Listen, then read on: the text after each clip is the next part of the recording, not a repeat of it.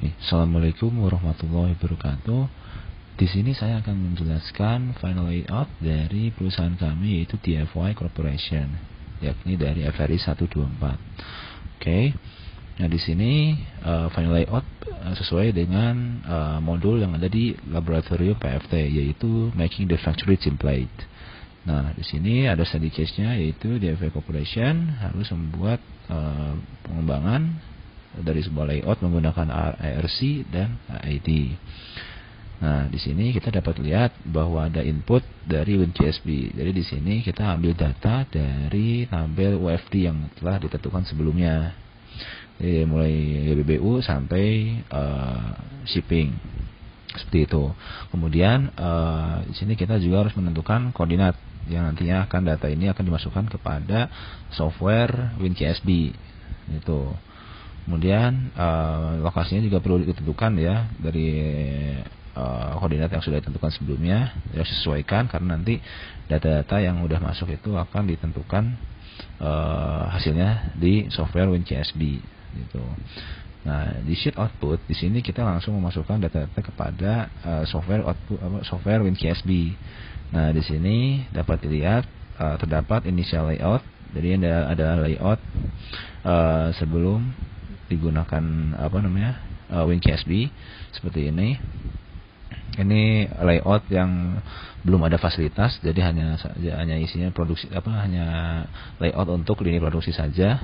Nah, kemudian data-data sebelumnya itu yang tadi dari koordinat dan location fix itu nanti dimasukkan ke WinGSB. Nanti ditentukan dari beberapa iterasi nih, dari yang namanya departemen, ada yang iterationnya 2 kali departemen, ada yang 3 kali, ada yang 2 kemudian 3, ada yang 3 kemudian 2, seperti itu.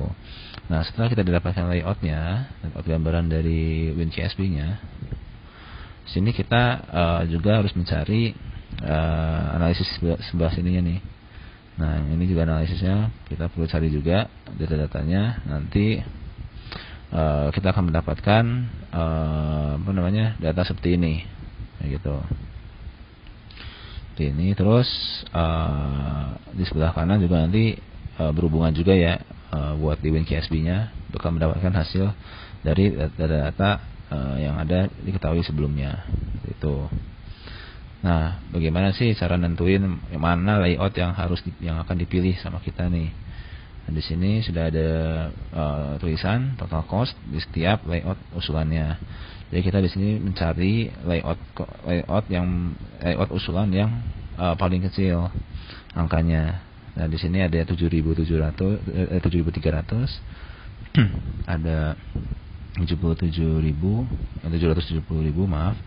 Nah, ada 730.000, ada 730.000. Nah, di sini yang paling kecil hanya final layout yang iterasi 2, kemudian 3, dan 3 iterasi 2. Nah, kalau misalnya ada salah satu total cost yang terkecil, hanya satu saja, pilihlah itu yang paling kecil. Tapi kalau ada 2 seperti ini yang sama, yaitu 730.912,38, ini kita bisa pilih salah satu, mana yang mau dipilih. Seperti itu.